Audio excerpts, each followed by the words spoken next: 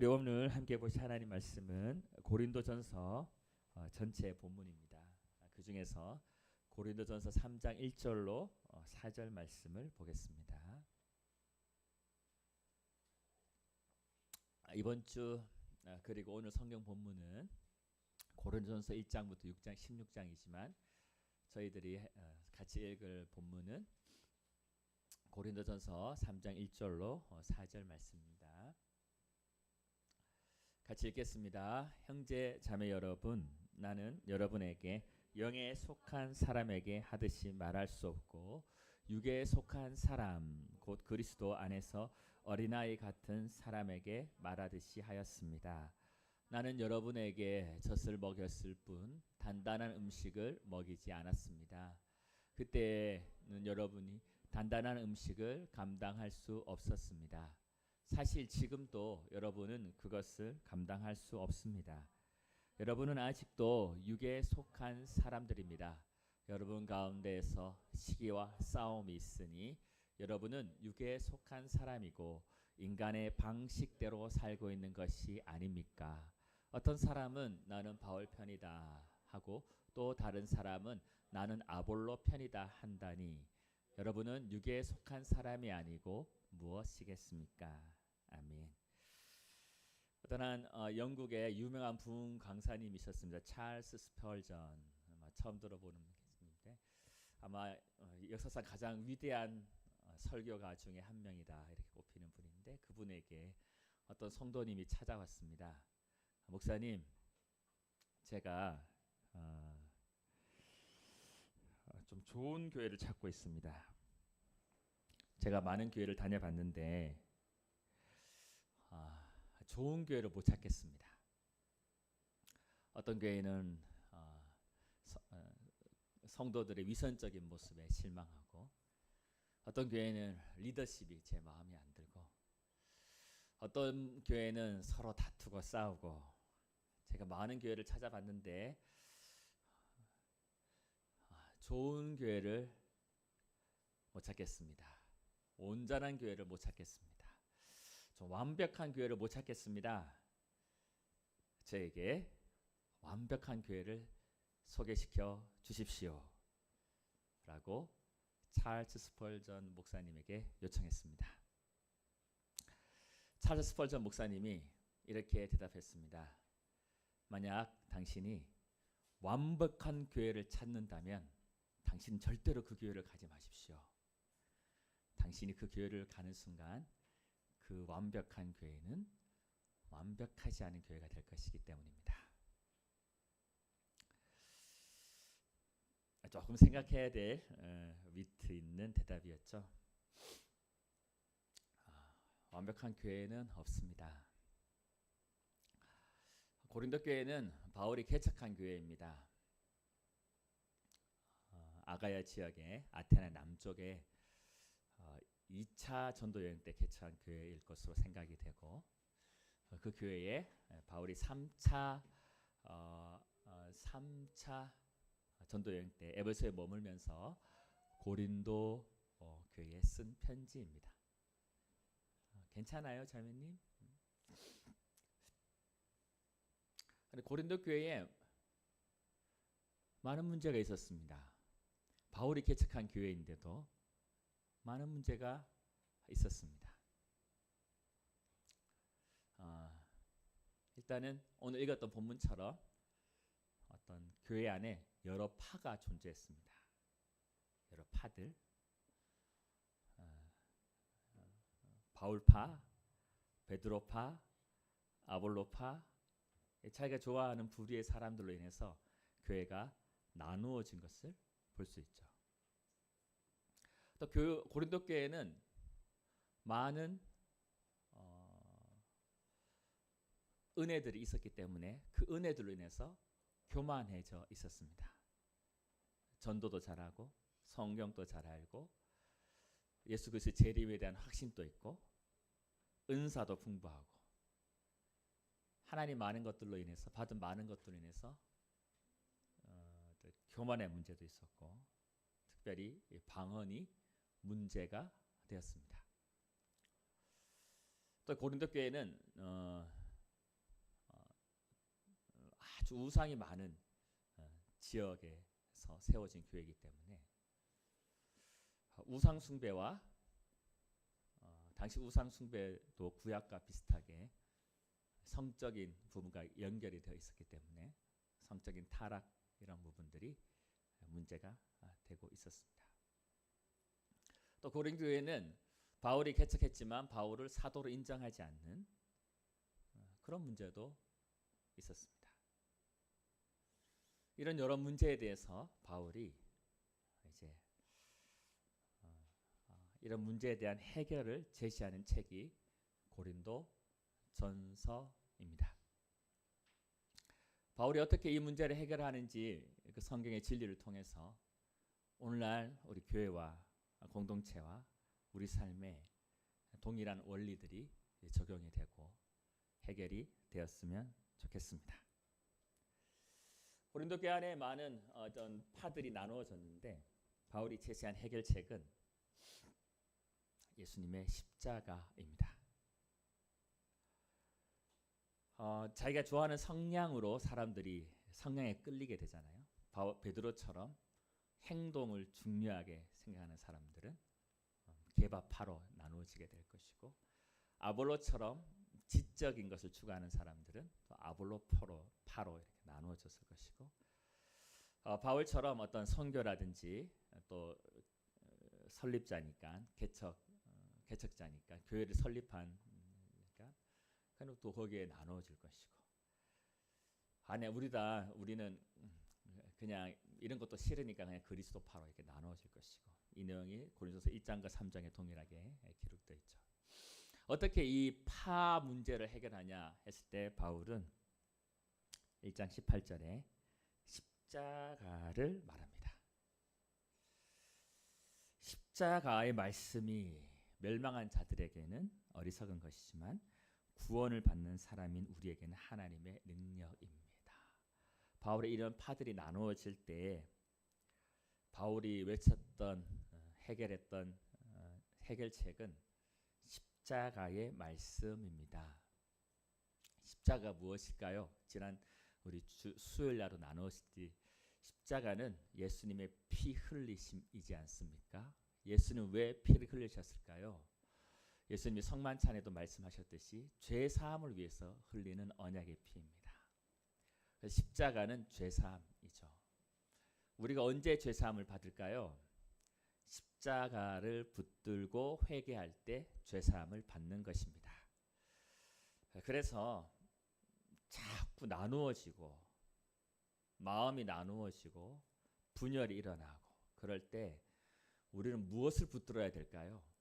예수님의 십자가를 붙들고 회개할 때 용서의 능력과 죄를 이기는 능력과 용서받지 못함을 통해서 역사했던 영들이 힘을 잃고 해결되는 것이죠. 유대인들은 기적을 요구했습니다. 기적을 많이 경험한 민족이기 때문에. 헬라인들은, 그리스인들은 철학을 좋아했습니다. 소크라테스 이런 사람들 다 거기 출신이잖아요. 그런데 바울이 전했던 것은 십자가의 복음입니다. 예수 그리스도의 십자가를 의지하고 회개하는 사람은 용서받고 죄를 이길 수 있다. 거기에서 하나님의 마음과 성령의 능력이 부어진다. 그럴 때 우리의 근본적인 이런 나누어짐의 문제들이 해결될 뿐만 아니라 오늘 우리가 불렀던 찬양처럼 하나님과 사람 사이의 관계들이 회복된다. 그래서 하나님은 말에 있지 않고 능력에 있다. 이것을 말하고 있는 것이죠. 그래서 우리는 말에 있지 않습니다. 우리가 말을 잘하면 예수님을 사람들이 믿을 것 같죠. 그렇지 않습니다. 능력을 통해서 믿습니다. 어떤 능력이죠? 우리 안에 용서를 통한 죄가 용서되고 죄를 이길 수 있는 능력을 통해서 사람들은 예수님을 믿게 된다는 것이죠. 그래서 바울은 어떤 십자가 아닌 다른 것에 자기의 믿음의 기초를 놓지 않고자 했습니다. 만약에 어떤 지식 위에 믿음을 세우면 지식이라는 것은 흔들리거든요. 지식이라는 것은 순전하지 못할 때가 있거든요. 지식이라는 것은 그런 유한함을 가지고 있거든요. 그래서 바울은 자기를 통해서 믿는 사람들은 이 십자가의 능력 위에 세워지기를 원한 것이죠. 그래서 우리가 예수 그리스도의 십자가를 통한 회개, 그리고 그를 통한 용서, 그를 통한 죄를 이기는 것 통해서 믿음이 세워지기를 원했던 것이죠. 그래서 우리가 성경을 많이 읽어야 됩니다. 읽는 것도 중요한데 성경을 읽는 우리의 마음밭을 준비하는 것이 중요합니다. 예수님께서 마태복음 13장에 어디에다가 이 씨앗이 떨어지는지가 중요한지를 4가지 비유를 통해서 말씀하셨습니다. 길가밭, 돌짝밭, 가시덤불밭, 좋은 밭. 근데 어디에다가 열매가 맺혀지냐? 좋은 밭. 좋은 밭은 우리의 마음을 가리킵니다. 우리의 마음이 하나님의 말씀을 받을 수 있는, 즉 십자가의 복음의 말씀에 의해서 회개된 마음으로 계속해서 우리 마음이 있을 때 거기에 하나님 말씀이 떨어지면 비로소 열매가 나타나기 시작합니다. 그래서 사도행전 2장에 베드로가 첫 설교를 했을 때 사람들의 반응이 회개입니다. 어찌할꼬? 회개죠. 고넬료 집에 베드로가 설교했을 때 베드로가 와서 그 상황을 나누었을 때 이런 표현을 씁니다. 생명 얻는 회개라는 표현을 써요. 말씀이 전해지고 그 말씀이 전해질 때 사람들 마음에 회개의 마음이 준비되었을 때 비로소 사람들의 마음에 말씀이 자라나기 시작하는 거예요. 그래서 우리 안에 이 회개, 십자가를 붙드는 회개의 영이 흐를 때, 역사할 때, 그 마음이 계속해서 나를 주장할 때 내 안에 복음의 능력을 경험하게 될 것입니다. 바울은 또 이런 파들이 나눠져 있을 때 해결책은 약함의 진리를 말씀하였습니다. 하나님은 누구를 쓰시냐? 이 사람들이 이렇게 나누어지냐 하면 자기의 성향에 끌리는 유능한 사람들에게 끌리거든요. 자기가 지식을 추구하고 있으면 이 정도 지식의 수준에 오른 아볼로에게 끌리거든요. 자기가 이런 행함을 추구하고 있으면 베드로는 바로바로 행하잖아요. 베드로에게 끌리거든요. 그런 사람들의 마음을 바울이 간파를 하고, 그렇지 않다. 하나님 모든 리더를 다 사용하신다. 그럼 누구를 사용하시냐? 하나님은 약한 사람을 선택하신다는 거예요.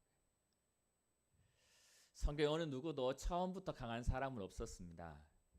하나님이 선택하셔서 강해지신 거예요. 베드로도 그렇죠. 바울도 여기 표현해 보면은 오히려 바울은 세상적으로는 많이 갖추었지만 영적으로 보면 완전 하나님의 교회를 박해하고 박살냈던 사람이거든요. 바울의 약함이었죠. 그게 오히려. 제가 이번 주에 우리 한 형제님과 고백을 했는데, 하나님 우리를 쓰시는 이유는 약하기 때문에 그러신 거예요. 그러니까 우리가 세상의 직업과 학업과 가진 것에 주눅들 필요가 전혀 없는 거예요. 전혀 없는 거. 아직도 우리의 기준이 세상에 가진 것, 지위나 이런 것들이 위축되어 있다면 내 안에 복음이 지금 작동하지 않는 거예요. 하나님의 관점을 이해하지 못하고 있는 거예요. 하나님은 누구를 쓰시냐? 약한 사람을 쓰십니다. 그래서 하나님은 그 사람을 잡으셔서 하나님의 강함을 나타내게 하시는 거예요. 그래서 우리는 목장에서의 우리의 간증, 또 앞으로 우리 사귐의 교회에서 우리의 간증은, 나는 그런 약한 사람인데 하나님이 내게 찾아오셔서 이런 강함이 되어 주셨습니다. 고백할 때 하나님이 나타나기 시작하십니다. 이런 관점에서 보면 우리는 아직도 세상의 가치관, 관점들이 가득하였기 때문에 이 하나님이 어떻게 일하시는지에 대한 이해가 많이 부족한다는 생각이 듭니다. 오히려 나의 약함이, 나의 미련함이 하나님이 쓰시는 어떤 그 지점입니다. 그래서 하나님은 그런 미련하고 약한 사람을 들어서 하나님 자신을 나타내고 세상을 부끄럽게 하고 복음이 증거되게 하십니다. 그래서 우리가 뭐 목장을 오픈하거나 사람들을 만날 때 내가 약할 때 그때가 하나님을 의지할 때고 하나님이 나타나실 때입니다. 그런데 이 부분에 이어서 이제 계속해서 이제 말씀을 나누고 싶은 부분은 이 고린도 교회의 문제는 어디서 시작됐냐? 이런 교만에서 시작되었다는 거죠. 고린도 1장 4절부터 6절까지 7절까지 쭉 보면 하나님의 은혜가 이 고린도 교회에 엄청 임한 거예요. 그래서 감사를 드리거든요. 1장 4절에. 그리고 5절에 보면 모든 면에서 이 고린도 교회는 다 풍족하게 되었어요. 언변도, 그러니까 말도 잘하고 전도도 잘하고 지식도 있고, 그러니까 복음의 구원의 확신도 있고 은사도 있고 예수님의 재림에 대한 확신도 있고, 이 5가지가 그냥 조금 나타나는 정도가 아니라 아주 엄청나게 부어졌던 교회가 바로 고린도 교회입니다. 하나님께서 처음 믿으시는 분들, 처음 믿으시는 가정들, 선교지들, 개척교회들, 하나님의 은혜가 필요한 것에 하나님은 더 부어주시잖아요. 왜냐하면 그것을 통해서 복음이 흘러가야 되기 때문에.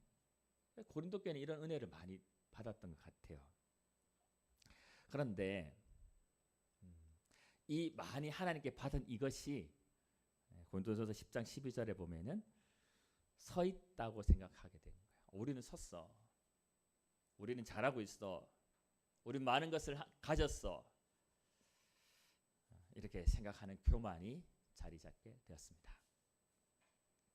저도 그렇고 우리 성도님도 저도 보면은 그냥 평신도일 때는 겸손했는데 목사가 되니까 교만해지고 장로가 되니까 예전에 그 겸손함을 잃어버리는 것들을 봐요.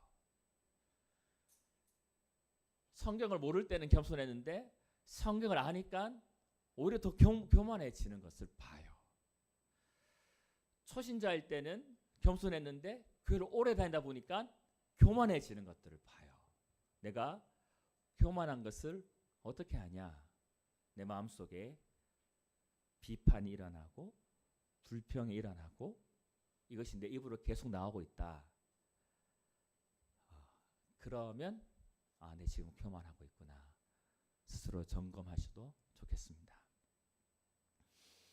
이 교만에 대해서 어떻게 이기느냐 하면은, 교만은 하나님의 은혜를 놓치지 않을 때 이 교만을 이길 수 있습니다. 하나님은 주셨다가 바로 안 가져가시거든요.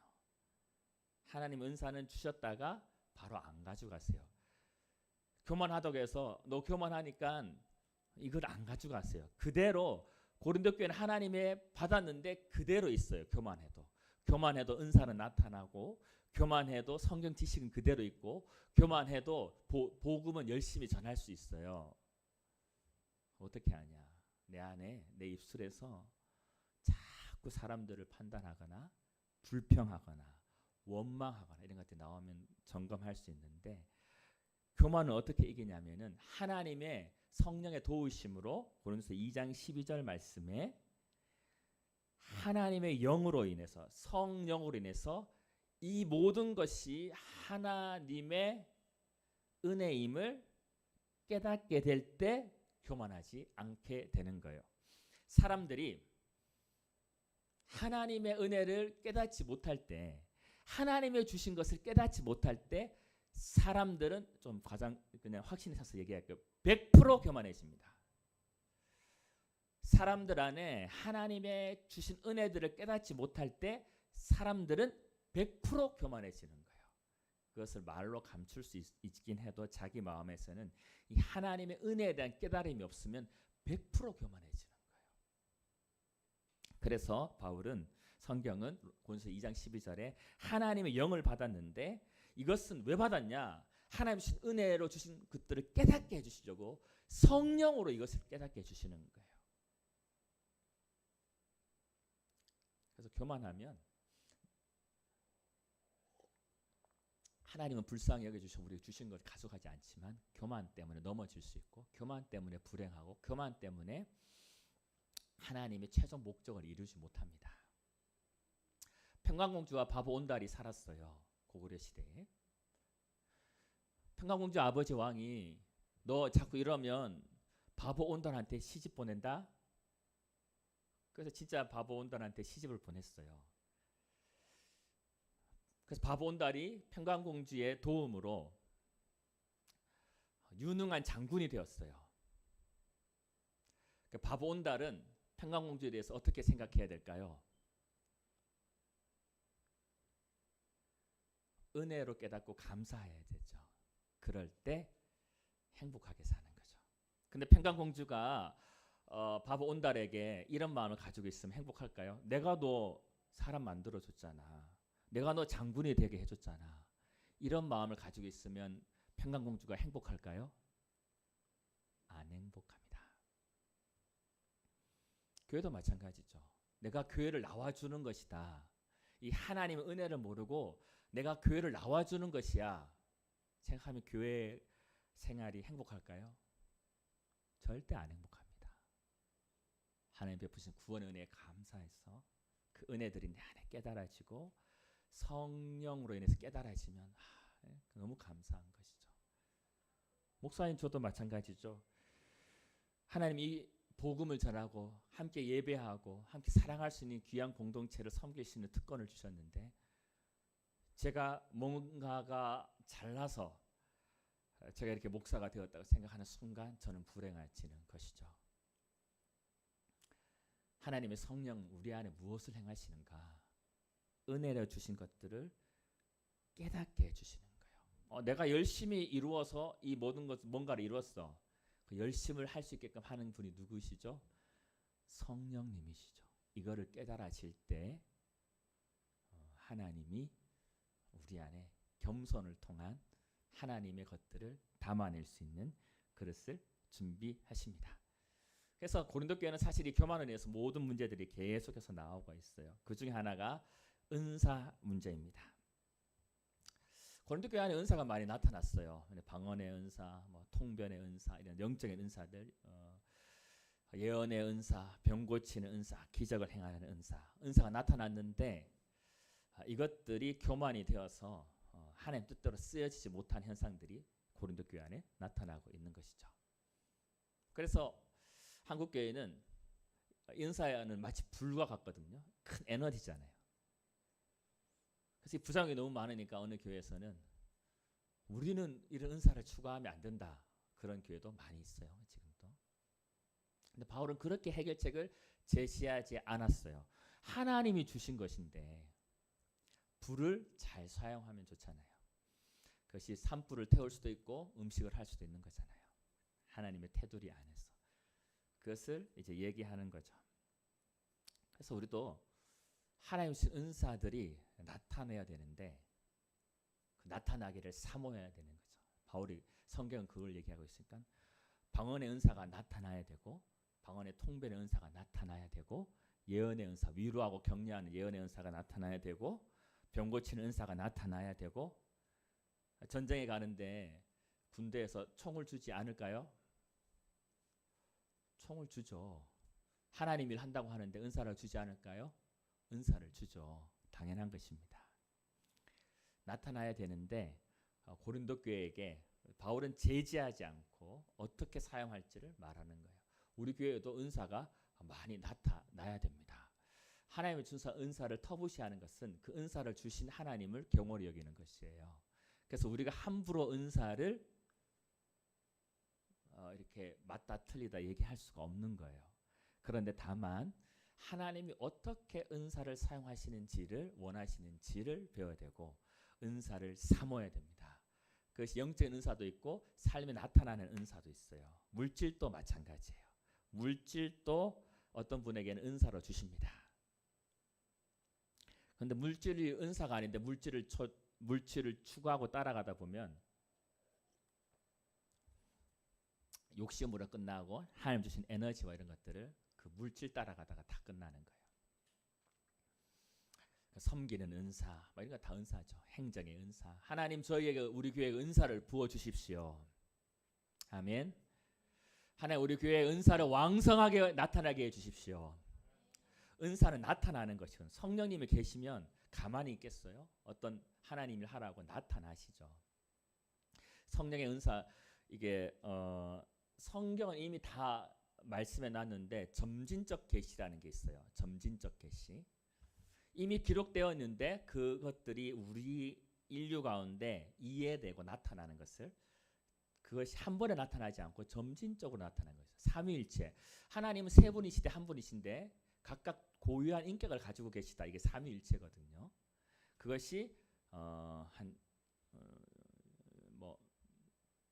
AD 한 2, 3세기 그때 이해가 되기 시작했어요. 예수 그리스도를 믿으면 의로워진다. 이게 성경에 나타나 있는 것인데 이것이 언제 이해되기 시작했냐면은 16세기에 이해되기 시작했어요. 성령의 은사도 마찬가지예요. 성령의 은사도 성령의 은사로 병고침이 일어나고 방언이 임하고 통변이 열리고 이런 능력들이 나타나는 것이 언제 나타나면 이거는 얼마 안 돼요. 19세기, 20세기 요든 때 막 성교회가 일어날 때 막 같이 일어나게 된 부분이에요. 가정교회 원래 성경의 교회의 모습은 가정에서 모였던 가정교회다. 이것에 대한 이해도 최근에 생긴 거예요. 최근에. 점진적 계시이죠. 그럼 우리 은사를 어떻게 사용해야 되는가? 그 은사를 고린도서 12장에 쭉 얘기를 하면서 그리고 14장에도 얘기하면서 그 중간에 사랑을 얘기하는 거예요. 사랑. 은사는 사랑의 기반으로 나타나야 된다는 거예요. 그래서 사랑이 없으면 이 모든 은사는 아무것도 아닌 게 되는 거예요. 그러면서 우리가 잘 아는 사랑은 이렇게 천사의 말, 이거 방언 같은데 천사의 말, 어떤 지식, 산을 옮겨는 믿음 이런 것들이 사랑이 없으면 아무것도 아니다 하는 거죠. 그리고 자기 몸을 내어주는 거. 사랑이 없는데 어떻게 자기 몸을 내어줄 수 있을까요? 성경 가능하다 그래요. 이슬람 그러니까 9.11 테러나 지금 또 사랑이 없지만 자기 몸을 던질 수 있거든요. 자기가 가진 어떤 이념 때문에 여기서 사랑이라는 것은 아가페거든요. 하나님의 사랑. 하나님이 그런 사랑이 없어서 사람들은 자기가 어떤 이념과 사상으로 인해서 자기를 던질 수 있는 존재들의 사람은. 그 사랑이 없으면 그것도 아무것도 아니라는 거예요. 그럼 사랑은 뭐냐? 사랑은 오래 참고 온유하고 시기하지 않고 질투하지 않고 친절하고 이런 것들이거든요. 이 사랑은 뭐냐? 아주 평범한 것들이죠. 그래서 힘든 게 뭐냐? 사랑은 이렇게 사랑에 나타난 삶에 대해서 이 13장에 얘기하고 있는데 사랑은 살면서 나타나는 것을 얘기하고 있는데 그 사랑이 힘든 게 뭐냐면은 저 멀리 있는 것이 아니라 내 가족, 내 자녀, 내 목장 식구, 내 직장 식구, 이 사람들을 평범하게 사는 것으로 나타나는 건데 이게 어렵다는 거예요. 그래서 그 반대로 하면 어떻게 될까요? 사랑을 오래 참고 반대하면 사랑은 조급하고 사랑은 화내고 사랑을 화내는 거 아니죠. 반대로 하면 너무 쉬운 거거든요. 오래 참고 대신에 조급하고 화내는 것 대신 화내는 것 대신 화내고 질투 안 하는 것 대신에 질투하고 너무 자연스럽죠. 너무 자연스러운 거거든요. 사랑 안 하는 것은 너무 자연스러운 거예요. 사랑은 초자연적인 것이에요. 그렇기 때문에 누구에서부터 와야 되냐면은 하나님으로부터 성령으로부터 초자연적인 일들이 우리 안에 일어나야지만 사랑하는 게 가능한 거예요. 그래서 내 힘으로 사랑하려고 하면 다 무너지는 거죠. 내가 좀 괜찮은 준 사람인 줄 알았다가 결혼해서 내 힘으로 사랑하려고 했다가 다 무너지는 거예요. 관계도 무너지고. 그래서 우리 초자연적인 사랑이 나타나야 되는데 이 사랑은 하나님으로부터 옵니다. 그래서 우리 교회 우리 안에 이 초자연적인 일들이 일어나야 돼요. 사랑이 어렵잖아요. 하나님 사랑이 어려움. 하나님의 사랑은 이렇게 보니까 연민에서 시작되더라고요. 불쌍히 여기는 마음. 이 사람을 볼 때 불쌍히 여겨줘야 돼요. 예수 안 믿는 사람도 불쌍히 여겨줘야 되고, 남편도 불쌍히 여겨줘야 되고, 아내도 불쌍히 여겨줘야 되고, 자녀도 불쌍히 여겨줘야 되고. 불쌍한 마음에서 사랑이 오는데, 이 불쌍한 마음이 안 생길 때 기도하면 돼요. 이해할 수 있는 마음을 달라고. 이 사람을 이해할 수 있는 마음을 달라고. 그럼 그 이해가 되면 조금 불쌍한 마음이 생기거든요. 그래서 내가 사랑이 없다고 여겨지는 분은 하나님 이 사람을 내가 이해할 수 있는 마음을 좀 주십시오. 그 마음을 좀 계속 기도하면 우리 안에 사랑이 점점 더 해질 것입니다. 바울은 이런 은사 얘기를 쭉 하면서 은사를 왜 나타나야 되는지 12장 7절에 얘기하는데, 은사는 공동체를 위해서 주시는 거예요. 자기 자신을 위해서 주시는 것이 아닙니다. 그러니까 많은 사람들이 은사를 체험을 위해서 은사를 구하자. 나 한번 체험했으면 좋겠어. 그런데 아닙니다. 은사는 공동체를 위해서 주시는 거예요. 그래서 여러분 만약에 물질의 은사가 있으면 공동체를 위해서 물질의 은사를 구하시기 바랍니다. 아니면 그냥 먹고 사는 것에 만족하시기 바랍니다. 방언의 은사, 통변의 은사, 예언의 은사 다 공동체, 하나님 제게 이런 은사를 주셔서 공동체를 세워가게 해주세요. 그래서 공동체를 위해서 주시는 거예요. 이 은사는 우리 애굽의 바로 왕도 그 술사들이 따라 할 수 있었던 것처럼 이런 능력과 이런 은사들도 악한 영들도 얼마든지 합니다. 작두도 탈 수 있고요, 과거를 마실 수도 있고요, 사람들을 모을 수도 있고요. 악한 영도 얼마든지 하는 거거든요. 사단이 못하는 게 있어요. 못 따라하는 게. 그게 뭘까요? 순종하고 섬기는 것은 못합니다. 그래서 우리가 이 목장이라는 것이 정말 우리를 살리는 공동체거든요. 우리 안에 어떤 이기적인 마음, 우리 안에 나 중심적인 것들, 우리 안에 세상의 가치관, 이것과 삶으로 맞서서 대결할 수 있는 장이 목장입니다. 그거 아니면 우리가 어떻게 세상의 가치관과 우리 안에 깊은 이기심과 싸워서 이길 수 있겠어요? 이 은사들이 내 안에 어떤 순종과 섬김을 통해서 이렇게 안전하게 나타나게 하는 것을. 악한 영은 이거를 절대로 못 따릅니다. 그리고 이제 얘기하는 게 이제 한 몸인 것 같이 우리 각자 은사가 다른 우리가 한 몸이라는 것을. 이 몸은 뭐죠? 지체라는 거죠. 우리가 한 몸이 되기 위해서 어떤 게 돼야 될까요? 몸은, 지체는 다양하게 인정이 돼야 돼요. 이 사람이 이 은사, 이 사람이 성격은 이거, 이 사람 약함은 이거. 하지만 그 안에 가치가 인정이 돼야 한 몸이 되는 거죠. 바울은 그걸 얘기하고 있죠. 우리가 한 몸이다. 한 몸이 되기 위해서는 각 사람의 다름이 인정이 돼야 된다. 각 사람의 가치가 인정이 돼야 된다. 각 사람의 약함이 인정이 돼야 된다. 여러분 여기 갈비뼈 안에 뭐가 있을까요?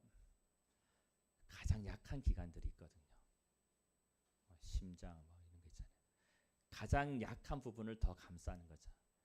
교회 안에 가장 약한 분들을 우리가 더 감싸줘야 되고 더 보호해줘야 되는 거죠. 그런 것들을 은사와 연관지어서 이제 얘기하고 있는 것이죠. 교회 안에 성적으로 문란한 사람들이 있었어요. 왜냐하면 그 지역의 흐름이 교회 안에 그대로 들어올 수밖에 없는 구조거든요. 교회라는 것은 그래요. 예수 믿지 않다가 믿는 사람들이 교회잖아요. 그럼 예수 믿지 않는 사람들이 세상에 사는 그대로 들어오는 거예요. 당연한 거예요. 그럼 우리가 어떻게 대해야 될까? 여기에 대해서 우리가 이제 확실한 것을 가지고 있어야죠. 그 사람도 오지 말라고 하는 것은 교회가 아니에요. 교회는 병원이고 죄인들이 모이는 것이 교회예요. 우리 처음에 나눴듯이. 그래서 교회 안에 싸움도 있을 수 있고요. 교회 안에는 성적인 문란이 있을 수 있어요. 그런데 우리가 어떤 태도를 대해야 되냐라는 걸 말하고 있는 거예요. 고린도 교회 안에 아버지의 아내, 아버지 첩인 것 같은데 데리고 사는 사람도 있는 거예요. 성도 중에. 이 부분에 대해서 이제 얘기를 하는 거죠. 이 성적인 죄가 왜 큰 죄냐 하면은 성적인 죄를 저지르면 그 창녀와 한 몸이 되는 거예요. 우리 하나님의 지체가 돼야 되는데 창녀의 지체가 되는 거예요. 그래서 우리가 성적인 죄는 안 된다라는 거죠. 성적인 죄를 지으신 분들은 회개하면 돼요. 예수 그리스도의 이름으로 회개하고 씻어내고 그리고 다시는 이런 성적인 죄를 짓지 않고자 하면 돼요. 근데 이런 죄들을 교회 안에 방치하잖아요. 죄는 암과 같아서 퍼져갑니다. 암은 언제 드러나죠? 암은 아플 때 드러나요. 저도 제자리 때는데 암은 아프기 전에 드러나긴 힘들어요. 그래서 우리가 이런 부분들, 성적인 죄 이런 부분들, 우리 안에 교만함들 이런 것들을 언제 도려내야 되냐? 초기에 도려내야 돼. 회개를 통해서 초기에 도려내야 됩니다. 그래야지만 교회가 암과 같은 죄 때문에 약해지지가 않아요. 어떤 교회에서 어떤 한 장로님이 어떤 여성도를 어린 애를 추행을 했는데 그것을 그대로 뒀어요. 그래서 장로님의 영향력도 있고 하니까 교회가 풍지박살이 나는 거예요. 풍지박살이 나는 거예요. 그러니까 우리가 죄에 대해서 도려내야 되는 거예요. 도려내. 그러면서 바울이 이제 이런 죄에 대해서 얘기하고 15장의 부활에 대해서 얘기하는데 우리가 이 몸이 죄의 성적으로 이렇게 문란한 몸이 돼서는 안 되고 우리가 어떤 몸이냐 하면은 부활할 몸이에요. 우리 이 몸이 영광스러운 몸으로 부활할 몸이에요. 그래서 이런 부분들도 우리가 누구인가를 계속해서 바울은 얘기하는 거예요. 우리가 예수님처럼 영광스러운 몸으로 나는 박지음은 박지음인데 영광스러운 박지음 몸으로 부활하는 거예요. 로마서 이제 그런 부분도 같이 이해가 되었으면 좋겠습니다. 제사 문제가 있어요. 왜냐하면 이제 당시에 이런 성적인 문제도 그렇고 제사 문제도 그렇고 당시에 아프로디테라는 여신 로마 사람들은 비너스라고 불렀고 우리 비너스 잘 알죠? 사랑의 비너스 그 비너스거든요. 비너스 아프로디테를 섬겼던 곳입니다. 그래서 그러니까 제사 자체가 성적인 관계를 맺고 제사를 드리는 거고 제사 드리고 나서 음식을 함께 먹는 거 이 문제였죠. 이 문제가 또 고린도 안에 큰 문제가 되었어요. 그런데 이것까지 바울이 어떻게 해결해 가냐면은 제사는 사실 아프로디테 비너스가 있는 건 아니잖아요. 비너스 있어요? 사람들이 만들어낸 거잖아요. 비너스. 근데 그것을 통해 누가 역사하냐? 귀신이 역사하는 거예요. 거기 앞에 절하고 그 뒤에서 누가 제일 좋아하냐? 하나님 아닌 다른 것들을 막 절하고 좋아하는 건 누구냐? 귀신이 좋아하는 거예요. 그래서 우리가 이 영의 세계에 대해서 너무 무지하면 안 되는 거예요. 바울이 그런 얘기를 쭉 하면서 하는 얘기가 성경이 너희는 귀신과 교제하는 사람, 친교하는 사람이 되길 내가 원하지 않는다. 그래서 우리가 재미로라도 사주 타로 요즘 타로 많이 보던데 사주 타로 운세 본 것들은 다 회개하고요. 봐서도 안 되는 거예요. 우리나라 제사와도 당시 비슷하게 연관이 돼 있잖아요. 우리나라가 이제 예수 안 믿다가 예수를 믿을 때 가장 또 마음에 부담이 되는 것이 제사거든요. 우리 한 VIP님도 조상님께 제사를 못할 것 같아서 교회에 못 온다는 생각을 가지고 있어요. 제사 차려 놓으면 진짜 조상이 오면 우리는 진짜 절하고 밥상도 잘 차려야 되는데 성경은 뭘 얘기하냐면은 사람이 죽으면 천국과 지옥 둘 중에 가는 거예요. 영혼이 또 도는 게 아니에요. 영혼이 훨훨 이렇게 떠다니다가 조상의 영혼이 훨훨 떠다니다가 제사할 때 거기 와서 제사를 먹는 게 아니에요. 성경은 분명히 얘기해요. 죽으면 천국과 지옥이다. 사람의 영혼은. 그럼 그거 누가 하냐? 그 뒤에서 귀신이 우리의 효심을 자극해서 다 그 앞에 절하고 하는 거예요. 그래서 사람에 의해서 우리가 어떤 주변 분들 때문에 절한 분들은 다 회개하시고요. 이것들 우리가 영향을 미치지 못하도록 다 회개하시고 절하는 것만큼은 제사에 참여하는 것만큼은 안 하기를 결심하셔야 됩니다. 왜냐하면 영적으로 다 연결이 되어 있어서 그래요. 다 연결이 되어 있습니다. 이게 다 연결이 되고 오히려 일찍 가서 청소하고 음식 만들고 이런 것들은 부지런히 해드리고 우리가 제사에는 참여하면 안 되겠습니다. 차라리 추도 예배 있잖아요. 우리 아버님을 생각하면서 아버님을 주신 하나님께 감사하고, 아버님 예수님 믿었다면 그 걸음들을 생각하고, 안 믿었다면 그래도 하나님 주신 좋은 성품들 같이 나누고, 그런 시간들을 가지는 것이 훨씬 더 좋습니다. 술도 마찬가지죠. 뭐 먹는 문제가 나왔으니까 술도 한국의 70% 정도가 지금 알코올 중독이라고 결과가 좀 나오는 것 같아요. 예수 안 믿는 사람들이 술 끊을 수 있는 곳이 교회입니다. 교회. 그래서 예수님 안 믿다가 예수님 믿었을 때 그냥 초창기에 술을 끊는 게 좋아요. 그리고 술을 취하냐 안 취하냐는 분명히 성경에 기록되어 있기는 안 취하는 게 맞죠. 술 취하지 말라고 하셨으니까. 근데 술을 마시는데 안 취하는 데까지, 여기까지가 이제 술을 마시는데 안 취한 데까지니까 그런데 교회 처음 왔는데 뭐 술을 끊는 그런 시간이 필요하겠죠. 그런 결심들도 하시면 좋겠고요. 그래서 처음에 그냥 술을 끊기로 결심하시면 좋을 것 같아요. 근데 이게 쉽진 않겠죠. 근데 결심하시면 좋을 것 같고요. 근데 내가 이제 믿음이 좀 섰는데 그래도 기념일날 포도주 한 잔 그 정도는 뭐 괜찮잖아요. 뭐 괜찮으시고 죄는 아닌 것 같아요. 뭐 유럽 같은 데는 포도주 음식 먹을 때 먹고 맥주도 먹고 하는데, 우리나라에서는 좀 다른 부분이 있어요. 우리나라에서는 술에 취하는 문화거든요. 술에 취하지 말라고 해요. 모든 어떤 실수라든지 이런 것들 술 취하면서 나오거든요. 그래서 술 뭐 지금 우리에게 덕이 될 게 전혀 없다. 우리 믿음 안에서 도움될 게 전혀 없다라는 거죠. 그래서 하나님 어떤 감동을 주실 때 술을 아예 끊기를 결심하시면 좋을 것 같습니다. 우리 영적인 믿음 생활이 훨씬 좋아요. 근데 오늘 제사도 그렇고 음식도 그렇고 우리가 이 부분 이게 죄냐 아니냐 여기에 매여서는 신앙생활에 재미가 없어요. 오늘 성경은 뭐라고 얘기하죠? 고린도전서 우리가 잘 아는 31절 10장 31절. 이거 술 마셔야 되냐 안 마셔야 되냐, 제사 참여해야 되냐 안 참여해야 되냐, 거기에 우리가 마음과 이런 것들이 씨름하고 있으면 갈등이 있어서 예수 믿는 게 하나도 재미가 없어요. 더 깊은 차원으로 갈 때 예수 믿는 게 재밌습니다. 뭐냐면은 이 하나님 영광이 되냐 안 되냐, 이게 하나님 영광이 나타나냐 안 하냐, 안 나타나면 안 하고 나타나면 하고, 얼마나 재밌어요. 이렇게 될 때 신앙이, 예수 믿는 게. 또 다른 기준이 있다면 이게 사람들한테 유익을 주냐 안 주냐, 이게 죄냐 안 죄냐 그 문제 말고 이것이 이 사람의 영혼을 세워가는데 도움이 되냐 안 되냐, 되면 하고 안 되면 안 하고 그러는 거예요.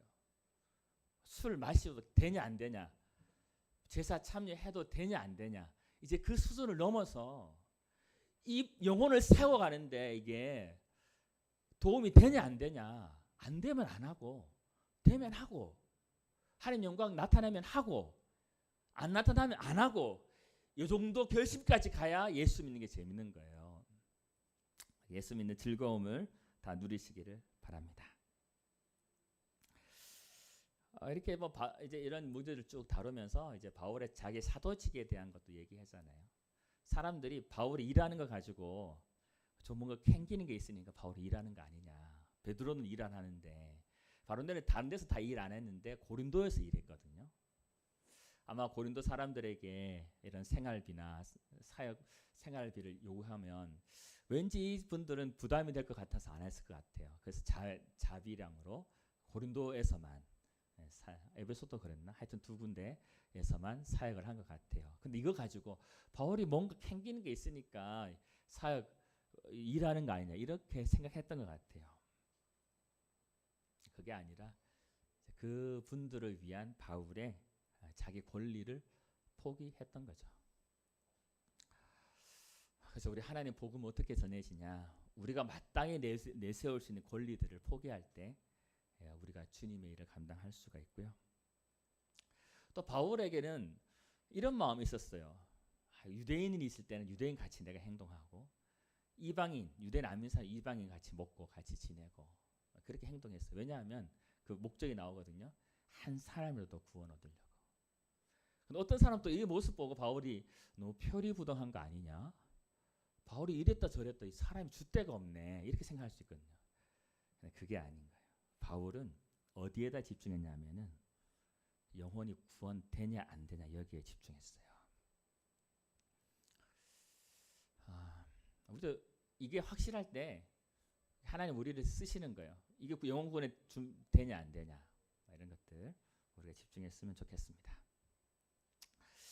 여러 가지 이제 여러분들이 이제 한 주간 동안 이제 고린도서 읽으면서 이런 바울이 성경이 어떻게 이 문제들을 해결해 가는지에 대한 눈들이 성령께서 열어주셨으면 좋겠습니다. 이렇게 보면은 바울은 이 문제들을 대하는 관점이 우리랑 다른 거예요. 문제들 현상들이 막 나타나잖아요. 싸우고 나누어지고 그리고 은사 때문에 막 교만해지고 그리고 막 성적인 문제가 있고 그리고 막 제사 음식 참여하고 막 이런 것들이 있을 때 바울의 해결 관점은 언제나 하나님, 예수님, 성령님, 안 그러면 영원한 것, 그것에 잇대어서 이 문제를 볼 때 이것들이 해결되어져 가는 거예요. 이 눈을 키우면 되는 것 같아요. 우리 가정의 문제, 내 문제, 우리 공동체 문제, 목장의 문제 그런 것들 있을 때 인간의 어떤 우리의 시선으로는 답이 없을 수 있거든요.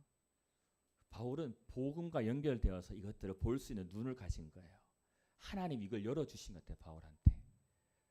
그래서 십자가로 해결해 가고 영혼의 관점에서 영혼의 부활의 몸으로 해결해 가고 사랑이라는 것 안에서 이것들이 해결해 가는 그 눈이 바울 안에 열렸습니다. 그래서 우리에게 이 눈을 열어주시기를 소망합니다. 우리 함께 기도하겠습니다. 주신 마음에 따라서 하나님, 저희 가정도 그렇고 저희 내면도 그렇고 많은 문제들을 경험합니다.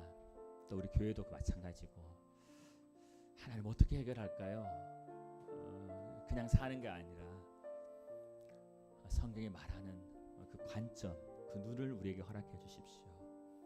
예수님의 십자가, 부활할 몸, 그런 사랑, 공동체 이런 것들을 볼 수 있는 눈을 우리에게 열어 주십시오. 그래서 인간의 지혜로 인간의 문제를 해결하는 것이 아니라 하나님의 눈으로 해결해 갈 수 있는 저희를 되게 해주십시오. 그렇게 기도하며 나아가겠습니다.